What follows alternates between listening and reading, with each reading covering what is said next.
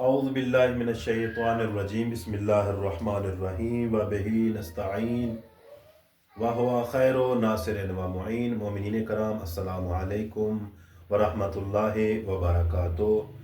मोमिनीन कराम, आज इस वीडियो में हम आप लोगों को बताएंगे कि टोटल गुस्ल जो हैं वो कितने वाजिब हैं और मर्द के ऊपर कितने गुस्ल वाजिब होते हैं और ख़ातून के ऊपर कितने गुस्ल वाजिब होते हैं। आइए हम पहले इनका शुमार कर लेते हैं।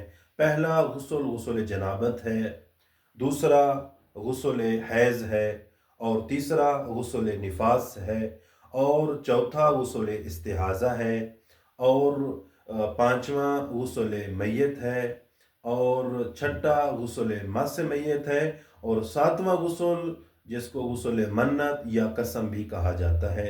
मसलन कोई इंसान मन्नत मानता है कि मेरा फलाना काम हो जाए तो मैं गुस्ल अंजाम दूंगा, तो वो इंसान के ऊपर भी गुस्ल वाजिब हो जाता है।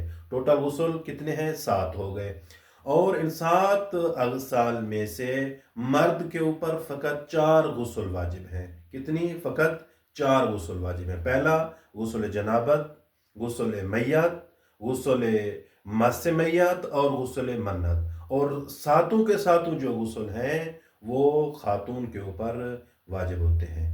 और अब आते हैं गुस्ल जनाबत को कैसे किया जाता है। गुस्ल जनाबत को अंजाम देने का जो तरीका है वो 2 तरह से अंजाम दिया जाता है। गुस्ल जनाबत को पहला जो उसका तरीका है वो गुस्ल जनाबत तरतीबी होता है, और दूसरा जो है उसको इल्तिमासी तरीके पे भी इसको अंजाम दिया जाता है। गुस्ल जनाबत तरतीबी कैसे करेंगे?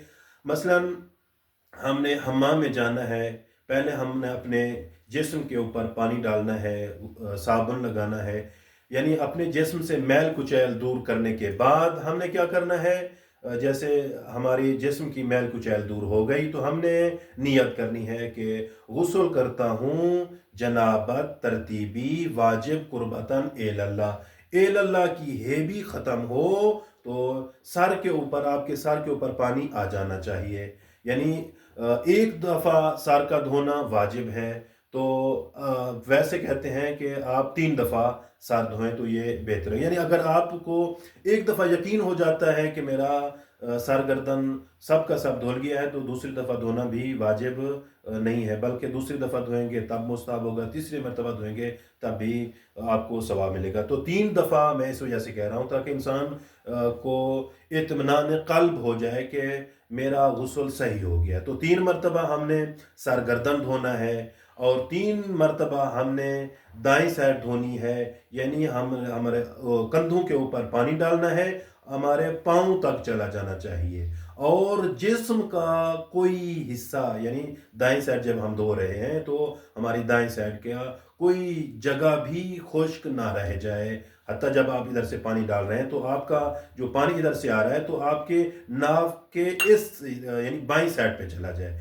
और इसी तरह जब हमने दाईं साइड हमने धो ली तो इसी तरह हमने बाईं साइड को भी 3 दफ़ा धोना है, और जब हमने बाईं साइड को 3 दफ़ा धो लेना है तो ये हमारा गुस्ल जनाबत तरतीबी क्या हो जाएगा, मुकम्मल हो जाएगा। और इसी गुस्ल जनाबत को इल्तिमासी तरीके से भी आप अंजाम दे सकते हैं। मसलन आप किसी नदी पे चले जाते हैं, आप किसी ट्यूबवेल पे चले जाते हैं, तो आपने वहाँ कैसे गुस्ल करना है, वहाँ इसको गुस्ल जनाबत को अंजाम देने का जो तरीका है वो ये है कि आप जिस तरह गुस्ल जनाबत तरतीबी कर रहे थे, अपने जिस्म से मैल कुचैल दूर करनी है। मैल कुचैल दूर करने के बाद हमने नियत करनी है कि गुस्ल करता हूँ जनाबत इल्तिमासी वाजिब कुर्बतन एलल्लाह, और जैसे ही एलल्लाह की है ख़त्म हो तो आपका जो सर है वो पानी में होना चाहिए। हमने यानी जब आपका